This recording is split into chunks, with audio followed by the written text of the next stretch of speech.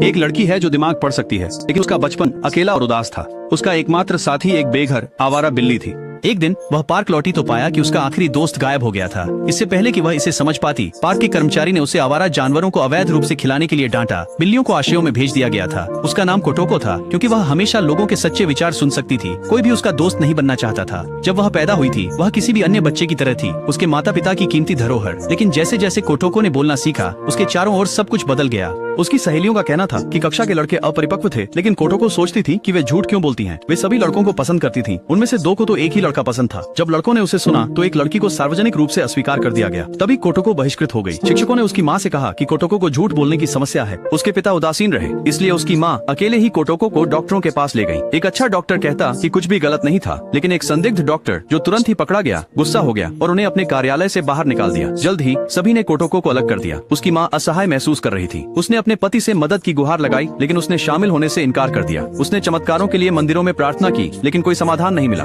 आखिरकार उसने शराब का सहारा लिया। जब कोटोको ने उसे सांत्वना देने की कोशिश की तो उसकी नशे में धुत माँ ने आपा खो दिया। उसने चिल्लाकर कहा कि सब कोटोको की गलती है। कोटोको को उसके दादा के पास रहने के लिए भेज दिया गया। परिवार शायद ही कभी एकजुट होता था। फिर एक दिन एक दुर्लभ मुलाकात के दौरान कोटोको ने साथ बाहर जाने की बात कही। उसके पिता ने कहा कि वह व्यस्त हैं। उसकी माँ ने कहा कि उनके कुछ प्लान हैं, लेकिन कोटोको ने उन्हें बेनकाब कर दिया। उसके पिता एक होटल में दूसरी महिला से मिल रहे थे। उसकी माँ एक अन्य व्यक्ति के साथ भोजन कर रही थी। अपमानित होकर उसकी माँ भड़क उठी। उसने कोटोको को उनके परिवार को नष्ट करने के लिए दोषी ठहराया। जल्द ही उसकी माँ घर छोड़कर चली गई। उसके पिता पहले ही गायब हो चुके थे। जब कोटोको ने अपनी माँ को रोकने की कोशिश की तो उसने कोटोको को जमीन पर धकेल दिया, चिल्लाते हुए कहा कि उसे कभी जन्म नहीं देना चाहिए था। स्कूल भी कोई बेहतर नहीं था। क्लासमेट्स ने उसे तंग किया और बदनाम किया। धीरे धीरे सभी ने उससे दूरी बना ली। आखिरकार कोटोको ने एक नई कक्षा में स्थानांतरित कर लिया, लेकिन वह अभी भी शिक्षकों और छात्रों के हर बुरे विचार को सुन सकती थी। खिड़की के पास बैठे एक लड़के को छोड़कर जो बस बाहर देखता रहा, उसकी उपस्थिति को नजरअंदाज करते हुए उसका मन अपनी ही काल्पनिक दुनियाओं से भरा था। उसका नाम याहिसा था। जब उनकी नजरें मिली तो कोटोको की दुनिया में रंग लौट आया। एक लड़की ने याहिसा को अपने घर आमंत्रित किया, लेकिन उसने सीधे मना कर दिया। उसने सोचा कि उन्हें केवल उसकी विशेष क्षमताएं पसंद हैं।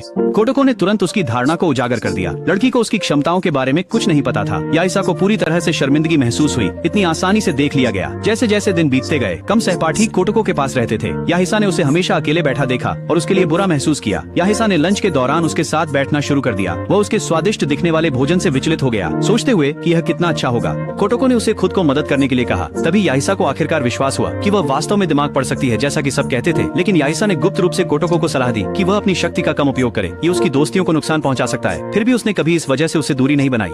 यहाँ तक कि अगर इसका मतलब उसके सबसे अच्छे दोस्तों को छोड़ना होता। याहिसा हर पी क्लास में उसे नमस्ते कहता, लेकिन कोटोको उसकी दयालुता को स्वीकारने में संघर्ष करती। उसे डर था कि एक दिन वह भी उसकी क्षमता के कारण उसे छोड़ देगा। अगर आपको विकल्प दिया जाए तो क्या आप कोटोको जैसे किसी व्यक्ति के दोस्त बनेंगे?